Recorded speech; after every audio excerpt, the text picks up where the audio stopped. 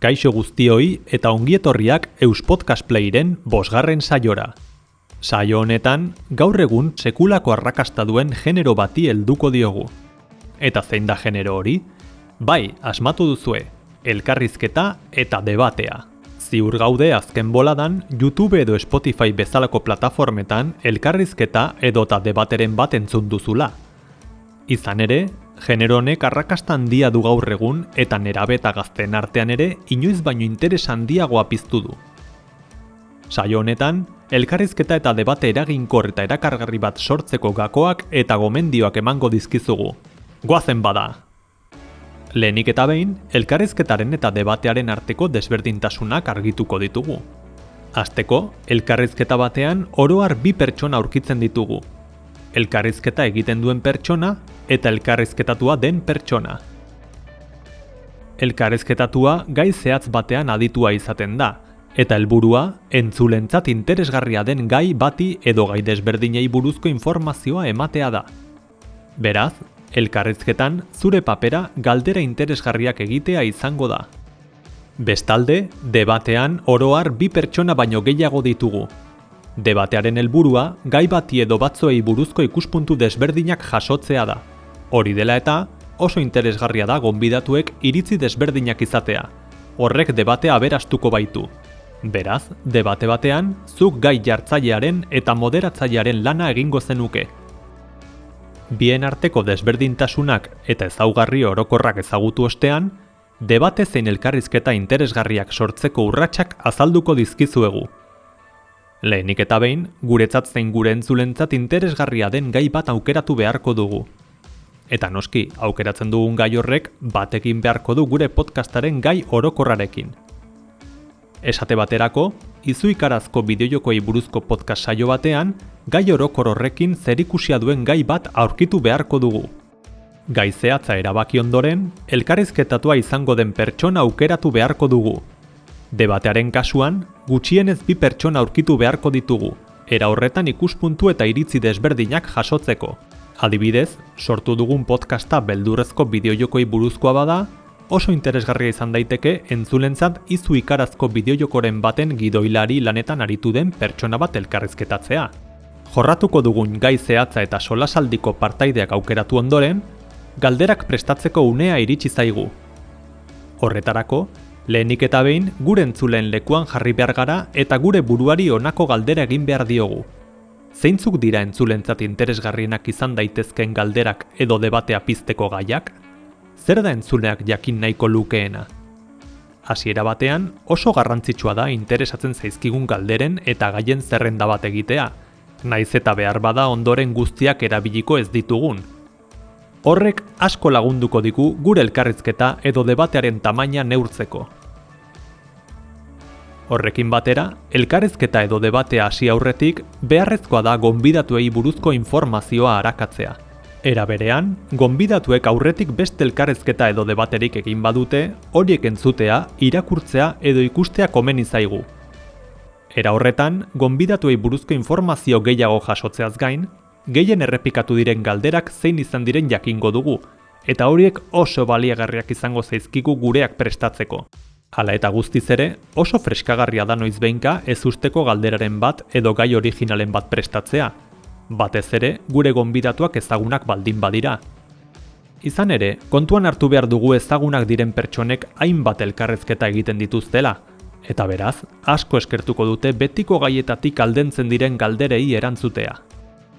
Esate baterako, Hideo Kojima Metal Gear Solid izeneko bideojokoen sortzailea elkarrizketatzeko aukera izango bagenu, galdera originalen bat egin diezaiokegu. Adibidez, Hideo Kojima pelikula zale amorratua dela dakigunez, bere urteko film gogokoenak zein izan diren galde diezaiokegu. Debatearen kasuan, antzekoa gertatzen da. Mahairatzen ditugun galderak eta gaiak interesgarriak izan behar dira entzulentzat. Gainera, debatearen kasu zehatzean, egoerak ahalbidetzen badu behintzat, oso gomendagarria izaten da ezusteko galderaren bat egitea edo umore puntu bat duen komentario labur bat sartzea, horrela tentsio momentuak baretzeko eta gonbidatuak erlaxatzeko. Adibide gisa, demagun gure debatean beldurrezko bideojokoei buruzko bi aditu ditugula. Horietako batek besteak goraipatzen duen bideojoko bat gorrotatzen du eta gogor kritikatzen du. Horrek sor dezaken tentsio momentua baretzeko, gaitik aldentzen den galdera labur bat egin dezakegu edo komentario umoretsu bat bota. Aipatutako ez gain, garrantzitsua da galderen artean isilune luzerik ez egotea. Era horretan, gonbidatuekin naturaltasun erlazio bat sortzeko. Izan ere, naturaltasuna oso garrantzitsua da elkarrizketa zein debateetan. Noski, beti ere oreka bat aurkitu behar dugu naturaltasunaren eta errespetuaren artean. Hori dela eta, elkarrizketaren zein debatearen hasieran eta bukaeran, ongi etorria eta eskerrak eman behar dizkiegu gonbidatuei gure podcastean parte hartzeko txokoa aurkitzeagatik. Era berean, oso kontuan hartu behar dugu gure podcasta zuzenean emango dugun edo aurretik grabatutakoa izango den. Horrek gure komunikazio estrategian eragin zuzena duelako. Izan ere, zuzenean emango ez dugun podcasta grabatzen badugu, postprodukzioan zertxobait editatzeko aukera izango dugu interneten sareratu aurretik. Adibidez, galdera errepikakorrak egiten baditugu edo isilune luzeak baldin badaude, horiek ezabatzeko aukera izango dugu, beste podcast batean aipatuko dizuegun doako software baten bidez. Hala eta guztiz ere, edizioa kontu handiz gauzatu behar dugu. Batez ere, elkarrizketatuek esandako gauzak esan dituzten bezala jasotzen ditugula ziurtatzeko eta tal garrantzitsurik ez mozteko. Hori dela eta, elkarrizketa eta debateetan, edizioa batez ere mozketa txikietara eta podcastaren soinuaren kalitatea hobetzera zuzenduta egotea gomendatzen dizuegu.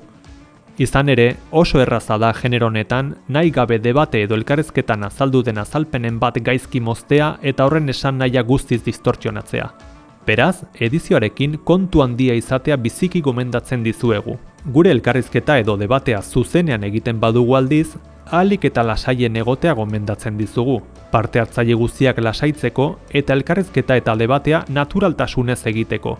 Izan ere, zuzenekoek pixkat gehiago nerbiosten gaituzte guztioi, eta beraz, garrantzitsua da lasaitasuna transmititzea, hori zure gonbidatuei ere helarazteko. Jakina, mikrofonoaren edo kameraren aurrean naturaltasuna praktikaren bidez hobetzen da. Beraz, ez kezkatu zure lehen saioetan zertxobait urduri baldin bazaude, hori guztiz normala baita. Ez dago esan beharrik, baina gogoratu zure saioa beti grabatu behar duzula. Ondoren Spotify, iVoox edo YouTube bezalako podcast eta bideo podcast plataformetan igo ahal izateko. Baina ez kezkatu, sareratzeari buruzko xetasunak beste podcast batean emango dizkizuegu eta. Eta amaitzeko, behin baino gehiagotan aipatu dugu podcastean ondo hitz egitearen garrantziaz.